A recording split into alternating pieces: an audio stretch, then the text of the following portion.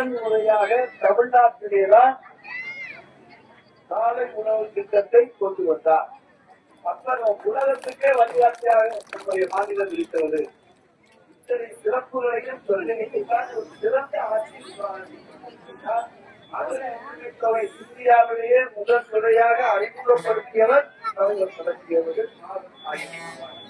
கட்டணமில்லாத வெளியில் சேர்ந்து அறிமுகப்படுத்தியவர் தலைவர் தளபதி அவர்கள். தமிழ்நாட்டில் பிஜேபியை கால்மூன்று விடமாட்டோம் என்று சபதம் எடுத்திருக்கிற இயக்கம் தான் திராவிட இயக்கம்.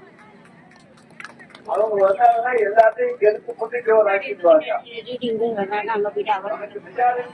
தெரிஞ்சாலும் யார் மேலேயாவது பழி போடணும்னு சொல்லுங்க. தொகுதி பருவத்தை சட்டத்தையே சட்ட மசோதாவே கொண்டு வந்தாங்க. அது தோற்று போச்சு.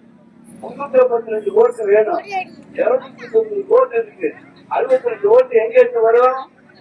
வராது. தோற்கும்.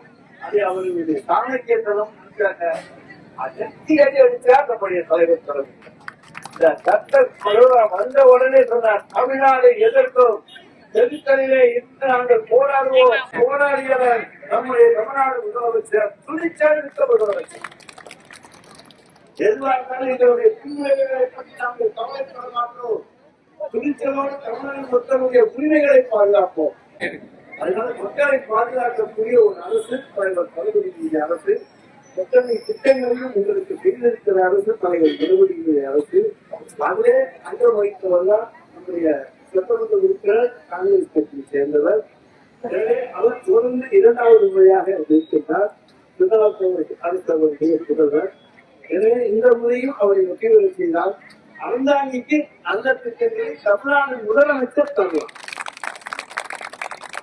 234 தொகுதியிலும் நிற்கின்ற வேட்பாளர் தமிழ்நாடு முதலமைச்சர் மு.க. ஸ்டாலின் தான்.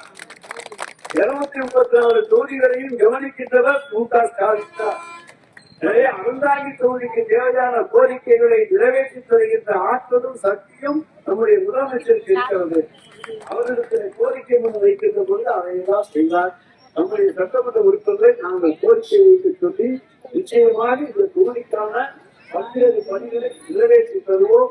நாங்கள் எங்களால் இயன்ற பணிகளை அறந்தாங்கி தொகுதிக்கு கொண்டு வந்து தருவோம் என்பதை உங்களுக்கு சொல்லிக் கொடுக்கிறோம்.